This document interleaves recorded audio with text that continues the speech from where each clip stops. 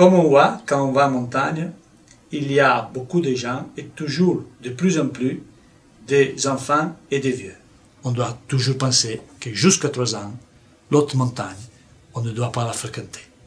À 4 ans, à 5 ans, s'arrêter près d'un refuge à 3000 mètres peut être dangereux. C'est une phase très délicate de la vie, là où tu dois protéger ton cerveau.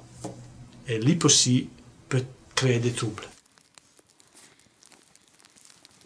Dans le cas de l'enfant, on doit savoir que l'enfant est plus susceptible d'une hypothermie, dans le cas d'accident par exemple. L'enfant, non seulement ne sait pas sa limite, mais c'est beaucoup difficile de comprendre les symptômes d'un enfant.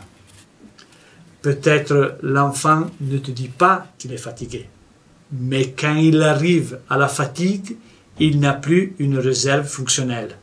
Il est déjà aux limites.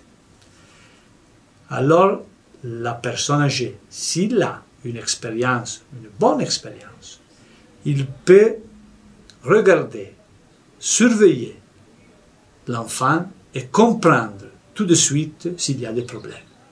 Dans ce cas-là, la fréquentation montagne, enfants et personnes âgées vont très bien. Après l'âge de 65 ans, nous conseillons de faire une visite chez un spécialiste de médecine montagne.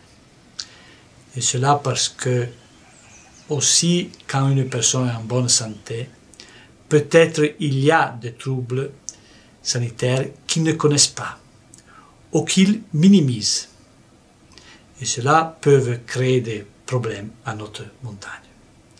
Par exemple, il y a des personnes qui ne considèrent pas une maladie de vaisseau sanguin comme quelque chose d'important. Et quand ils vont à notre montagne, ils retournent avec des gelures. Dans la personne âgée, la peau est très sensible. Et l'on peut arriver, après beaucoup d'années, à l'exposition à notre montagne, au rayonnement solaire, on peut arriver aussi à un cancer de la peau.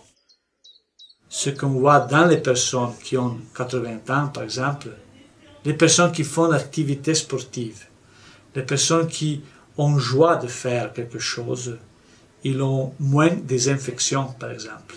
Si tu es en bonne santé, il n'y a pas de limite. C'est ton expérience, c'est ton entraînement qui font la limite.